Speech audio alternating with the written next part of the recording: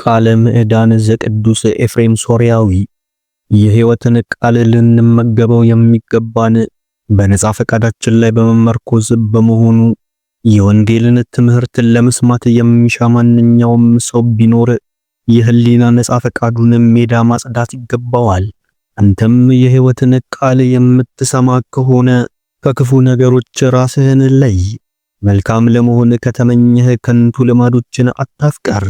በመጀመሪያ ከሁሉም በፊት በእግዚአብሔር እመን፣ ከዚያም ሕጉን አድምጥ።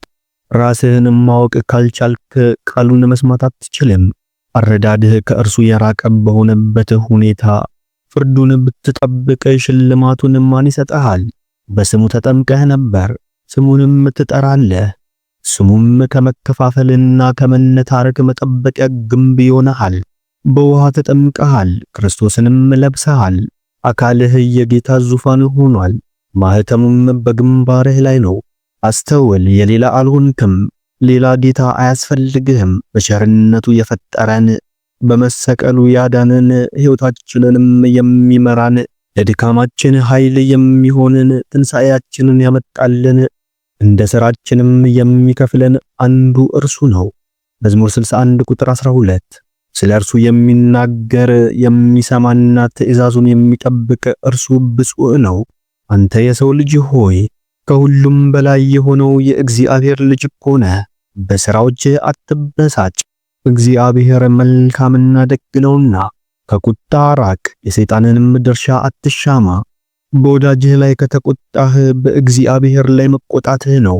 በልብህም ቁጣን ከተሸከምክ በጌታ ላይ መነሳትህ ነው። ድፍረትህም ከፍ ይላል። በክፉ ቀናት ከገሰስክም ግሳጼህ ሁሉ የክፋት ነው። በጎነት በውስጥ ከኖረ በምድር ላይ ምንም ጠላት አይኖርህም። እውነተኛ የሰላም ልጅ ከሆንክ በማንም ሰው ላይ ቁጣን አትቆሰቁስም። እውነተኛና ትክክለኛ ከሆንክ በወዳጆች ላይ የበደልን ሥራ አትሰራም። መቆጣትን የምታፈቅር ከሆነ በክፉ ነገር ተቆጣ፣ ከዚያም ያንተ ሆኖ ታገኘዋለህ። የምትፈልገው ጦርነትን ለማወጅ ከሆነ ሰይጣን አማካሪ ሆኗል ማለት ነው። ለመቆጣት ብትመኝ በአጋንንት ላይ ተነሳ። በአርአያ ሥላሴ የተፈጠረውን ሰው የምትሳደብ ከሆነ የነፍሰ ገዳይ ቅጣት ይገባሃልና። እናም ሰውን ሙልጭ አድርጎ መሳደብ የእግዚአብሔርን መልክ መሳደብ ነው። ባልንጀራህን ካከበርክ እግዚአብሔርን አክብርሃል ማለት ነው።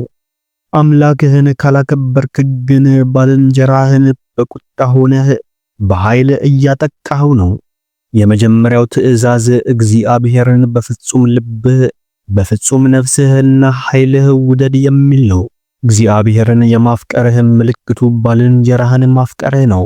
ባልንጀራህን ከጠላህ ጥላቻህ የሚሆነው እግዚአብሔር ላይ ነው።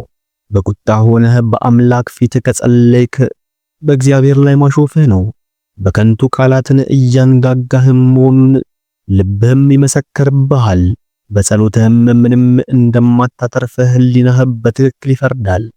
ክርስቶስ በተሰቀለ ጊዜ ለገዳዮቹ ጸልዮአል። አንተ ግን አፈር የሆንክ የሸክላ ልጅ ሆነህ ሳለህ ቁጣ ሞልቶብሃል። በወንድምህ ላይ ቁጣህን ቀጥለህበታል። ታዲያ ለመጸለይ ትደፍራለህን? ቁጣህን ተውና ጸልይ። የማትናደድ ከሆነና ቁጣህን ከገታህ ልመናህን ማቅረብ ትችላለህ። የጥፋት ተባባሪ ወዳጅ ቢኖርህ በንዴት የተሞላ ከሆነ ቁጣን እንዲያቆም አድርግ። ምክንያቱም ቁጣው በክፉ ምኞት የተያዘ ነውና።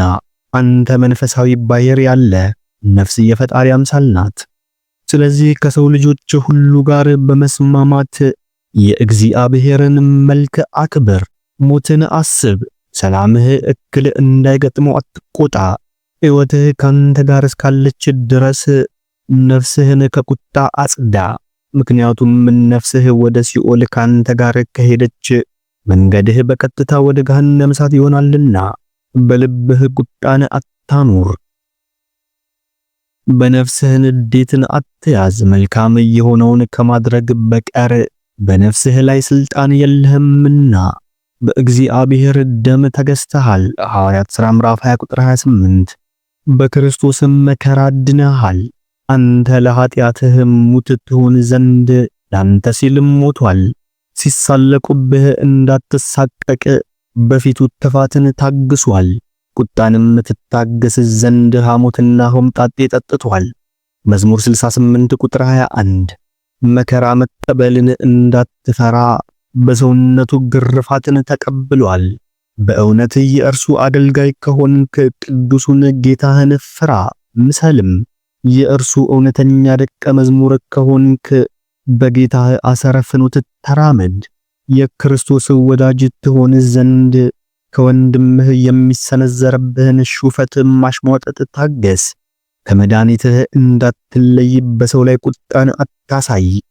አንተ አፈር ትቢያ ሸክላ የሆንክ የጓል ዘመድ ነህ። ክብርህን ካላወቅክ በቃላት ሳይሆን በሥራህ ነፍስህን ከአራዊቱ ለይ። የዝና ተሳልቆን ካፈቀርክ አንደኛህን እንደ ሰይጣን ሆናል ማለት ነው። በወንድምህ ላይ ከተሳለክ የዲያብሎስ አፍ ነህ። ስህተቶችና ድክመቶች ላይ የምታጠነጥን አቁሳይ በሆነ ስም ማጥፋት የምትደሰት ከሆነ ሰይጣን ከነመፈጠሩም የለም ማለት ነው። ምክንያቱም አንተ በኃይል ቦታውን ይዘዋልና። አንተ ሰው ሆይ ከዚህ ራስህን አርቅ፣ ይህ ሁሉ ጎጂ ነውና።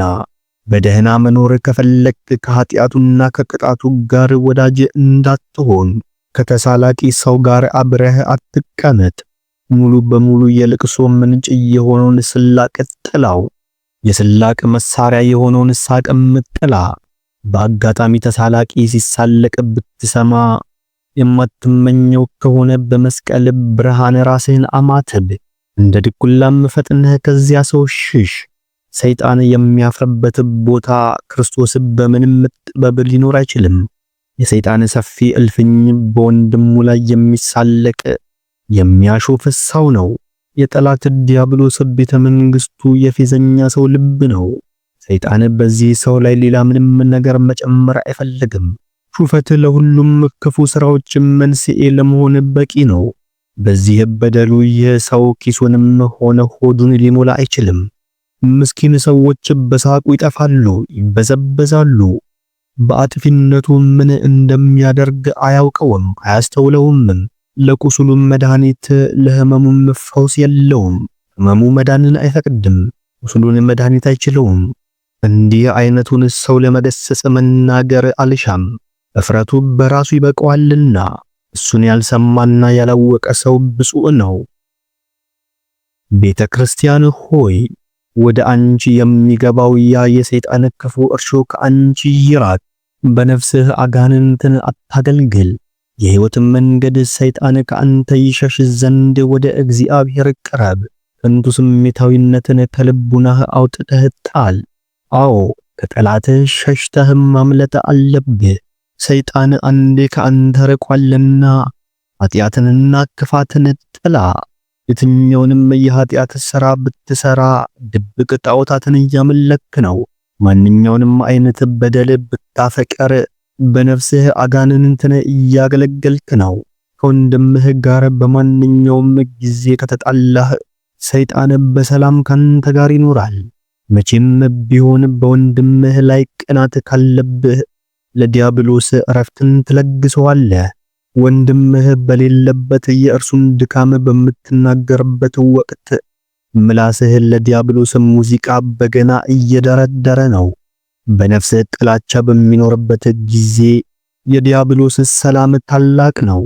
ክፉ ድግምትን መቼም ቢሆን ካፈቀርክ ድካምህ ሁሉ ከግራ ከሚቆሙት ነው። ማቴዎስ 25 ቁጥር 41። አሰልቺ ንግግሮችን የምታፈቅር ከሆነ ለዲያብሎስ በዓልን እያዘጋጀህ ነው።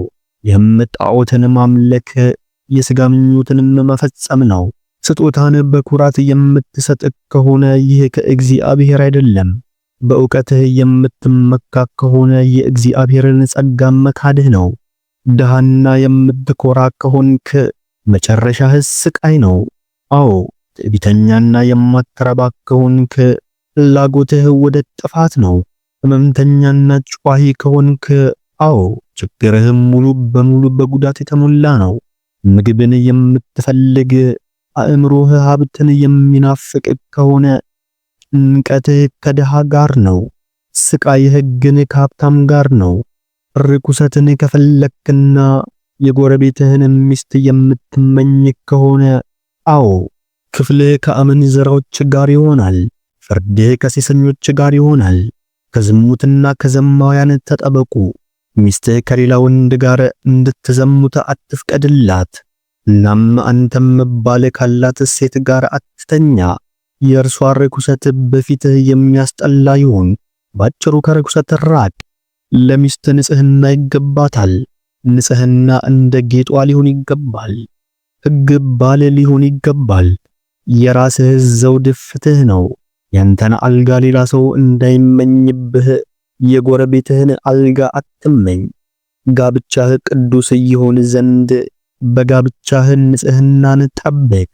የጎረቤቱን ሚስት የሚያማግጥ ሕሊናው ይገስጸዋል። በዝሙት የተዘፈቀ ሰው በሽብር ውስጥ ሆኖ ይኖራል። የህይወቱ ሁኔታ ንጹህ ያልሆነ ሰው ከብርሃን ይልቅ ጨለማ ይናፍቃል።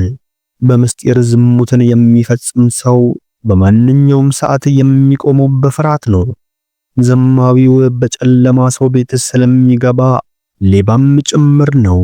ክፍትንና ተንኮልን በሚያደርግበት በዚያች ቦታው ራሱ ይገስጸዋል። ተደብቆም ይበድላል። በጨለማም ፈቃዱን ይፈጽማል። በድብቅ የሰራው ሥራ ገሃድ የሚሆንበት ጊዜ ግን ይመጣል። እንዲህ ሆነህ በጸሎትህ በምን አይን እግዚአብሔርን ታየዋለህ? ይቅርታን በምትጠይቅበት ወቅት የትኛውን እጅህን ታነሳለህ? ከንቱ ማስተዋል እንዳለብህ ስለ ራስህ እፈር፣ ተጨነቅ። ጎረቤትህ ሲያይህ የምታፍርና የምትጨነቅ ከሆነ ሁሉንም በሚያይ በእግዚአብሔር ፊት ምንኛ የበለጠ ታፍር ይሆን? አንተ በአጠቃላይ በጭቃ ውስጥ እንደሚንከባለል ሪያ ነህ። አሳማ ወዳጅህ ሆኗል። በማየትም ቢሆን አእምሮህ ጠንቃቃ ካልሆነ ልትበድል ትችላለህ። ጆሮህንም ካልጠበቅ በመስማትም ትተላለፋለህ። ሙሉ በሙሉ ርኩስ በሆነው ንግግር ውስጥ የአመንዝራ ልብ የተልከሰከሰ ተቅበዝባዥ ነው። ክፉ ስሜቱ በአእምሮ በእይታውና በመስማቱ ይነቃቃል። ከልብሱ መስህብነት የተነሳ ክፉ ምኞት በልቡና ውስጥ ገብቶ ያደር ዘንድ ዝሙትን ለመፈጸም የሚመኝ ሰው ሳቢ ልብስን ይለብሳል። በኃጢአት የረከሰ ልብሳችሁን ወጥመድ አታድርጉት። ስለዚህ ዘማና ዘማዊቷንም አትመልከት። ቅድስናን ካፈቀርክ ራስህን ካድ። ሰዎች ሰይጣን ብለው እንዳይጠሩህ ማንኛውንም ሰው አትማ። ስሙን ከጠላህ ወደ ድርጊቱ አትቅረብ። ድርጊቱን ካፈቀርክ ግን በሰይጣን ስም በመሰየምህ አትቆጣ። ከሁሉም በላይ በአውሬዎችና በአዕዋፋት ልትገሰጽ እንደሚገባህ አድርገህ ቁጠር። እያንዳንዱ ፍጥረት በየወገኑ የጸና ነውና አንተም ከወዳጅህ ጋር በስምምነት ኑር። ራስህ ሰይጣን ተብለህ እንዳትጠራ በሰዎች ውርደት ሐሴት አታድርግ። አንተ የምትጠላው ሰው አንዳች ክፉ ነገር ቢገጥመው አንተ ራስህ በበደል እንዳትገኝ ሐሴት እንዳታደርግ አስተውል። ልብህ በድብቅ ኃጢአትን እንዳይሰራ ልብህን ትጉህ አድርገው። ምሳሌ 4 ቁጥር 23። በዚያ ከሐሳብና ከድርጊት ነፃ የሆነ ቦታ መኖር አለበትና እጆችህ በሥራ የተጠመዱ ይሁኑ። ልብህም በተመስጦ ይጸልይ።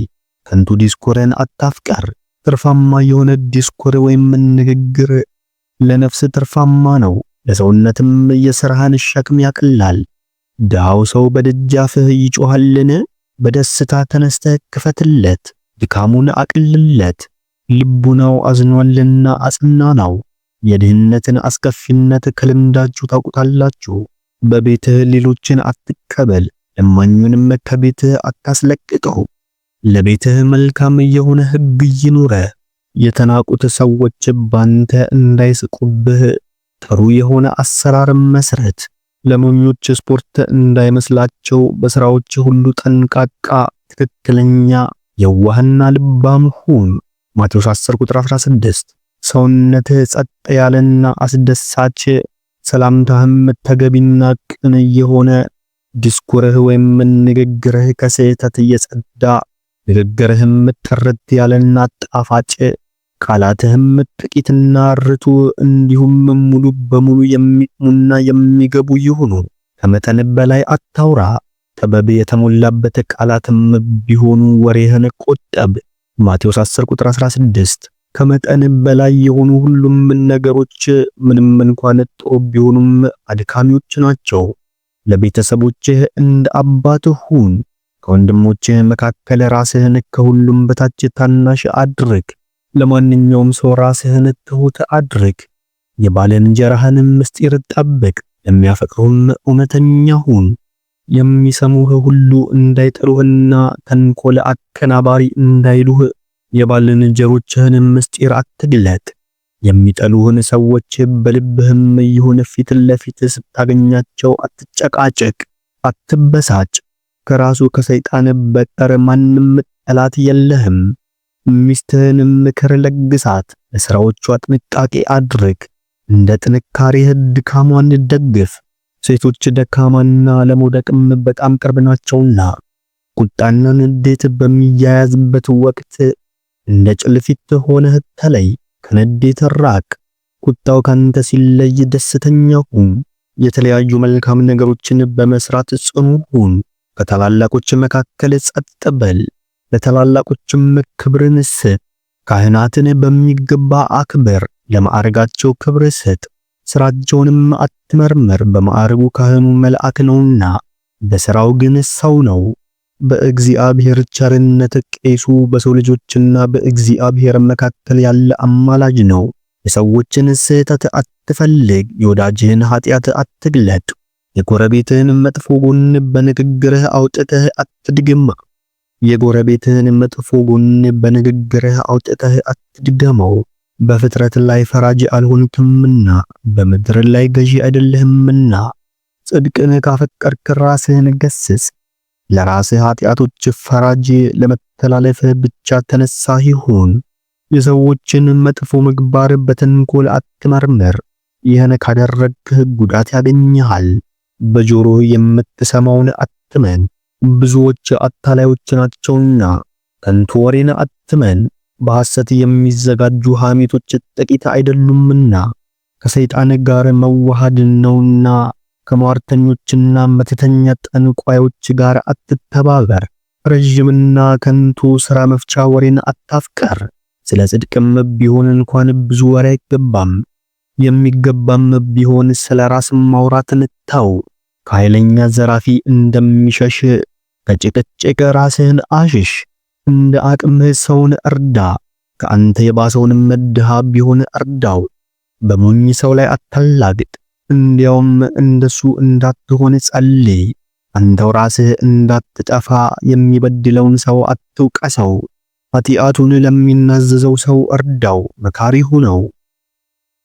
ወድቆ ሊነሳ የሚፈቅደውን ሰው አበረታታው። በእግዚአብሔር ጽኑ ተስፋ እንዲይዝ አድርገው። በዚያም ኃጢአቱ እንደ ገለባ ተቃጥሎ ይጠፋል። በሰዎች መካከል ተፈካሪ እንድትሆን ሕመምተኛውን ጎብኝ፣ በዚህ አትድከም። ከሐዘን ቤት አትጥፋ፣ በዓል ካለበት ቤት ግን እንግዳ ሁን። ድክመቶችህ እንዳይበዙ ያለማቋረጥ ወይንን አትጠጣ። ለከንፈሮችህ አጥር ቅጠር፣ ለአፍህም ጠባቂ አኑር። ከጎረቤትህ ጋር ችግርን ተቋቋም፣ ፈተናውንም ተጋራው። መልካም ጓደኛ ለሚወደው ሰው በመከራው በመሳተፍ ይታወቃል። የሞተውን ሰው በጎ በማድረግ በሐዘንና በስጦታ ተከተለው። በሚሄድበት ቦታ እረፍት ያገኝ ዘንድ ጸልይለት። ለጸሎት ስትቆም በነፍስህም ምሕረትን አድርግልኝ። ኃጢአተኛና ደካማ ነኝ።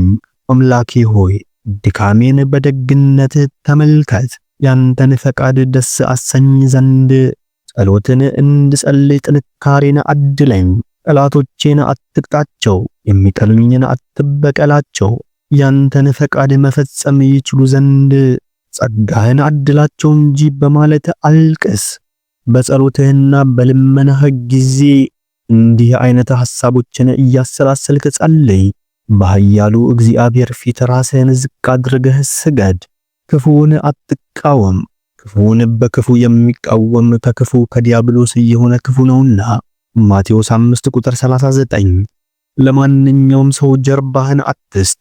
ያ ሰው ቢጠፋ መወቀስ አለና። በሸቀጥና በንብረት የሰውን ክብር አትለውጥ። ሁሉንም ነገሮች እንደሌለ አድርገህ ቁጠር። ዘላለማዊ እግዚአብሔር ብቻ ነውና። ጎረቤትህን አንድ ነገር ብትጠይቀውና እንደ ፍላጎትህ ባይመልስልህ መሬት በተሞላበት ቃል አንዲትም ቃል በቁጣ እንዳትናገረው አስተውል። ዘወትር ልታዝንበት ከሚገባህ ከኃጢአትህ ብቻ በቀር ሐዘንን ከሥጋህም ከሐሳብህም አርቅ። ሰነፍ ሰው በሥራ ፈትነት ጥፋቶች ያገኙታልና ባለጸጋ ብትሆን እንኳን ከሥራ አትታቀብ። ድሃውን መቀበል ክርስቶስን መቀበል ነው። ለዚህ ዓለም ሀብት ንብረት አትጎምዥ። ሁሉንም መተውን ወይም ምናኔን ውደድ፣ ለተሰጣቸው ታላቅ ጸጋ ነውና። እነዚህን ብትወድ በሰማይ በከፍተኛው ማዕረግ ወራሽ ነህ። የድሃውን ድምፅ ጩኸት አትናቅ፣ እንዲረግምህ ምክንያት አትሁነው። አንደበቱም መሪር የሆነው ድሃ ሰው ቢረግምህ እግዚአብሔር ይሰማዋልና። ለሚለምንህ ሰው ፊትህን አትመልስ። በልቡናው አዝኖ ቢረግምህ ፈጣሪው ልመናውን ይሰማዋልና እንዲል ሲራክ 4:5። ልብሱ ቢቆሽሽ ያለ ዋጋ እግዚአብሔር በሚሰጥህ ውሃ እጠብለት። ድሃ ሰው በቤትህ ገብቷልን? ከገባ እግዚአብሔር በቤትህ ገብቷል። እግዚአብሔር በመኖሪያህ ይኖራል ማለት ነው። ከችግሩ ያላቀቀው ሰው ያንተን ችግር ያቃልልልሃል። የእንግዳውን ሰው እግር አጥብሃልን? በትሕትና የኃጢአቶችህን ቆሻሻ አጥብሃል ማለት ነው። ምግብን በፊቱ አዘጋጅተህለታልን?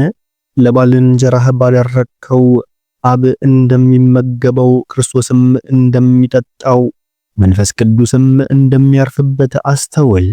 በማዕድህ ድሃው ረክቶ ተደስቷልን? አምላክህን ክርስቶስን አርክተሃል ማለት ነው። መድኃኔ ዓለም ያንተን ዋጋ ለመክፈል ዝግጁ ነው። በመላእክትና በቅዱሳኑ ፊት የተራበ ማብላትህን ይመሰክርልሃል። እንዳጠጣኸው ጥማቱን እንዳረካህለት ያመሰግንሃል። ማቴዎስ 25:35። ምስጋና የሆነ አንድ አምላክ ለሚሆን ለአብ ለወልድ ለመንፈስ ቅዱስ ዛሬም ዘወትርም እስከ ዘላለሙም አሜን።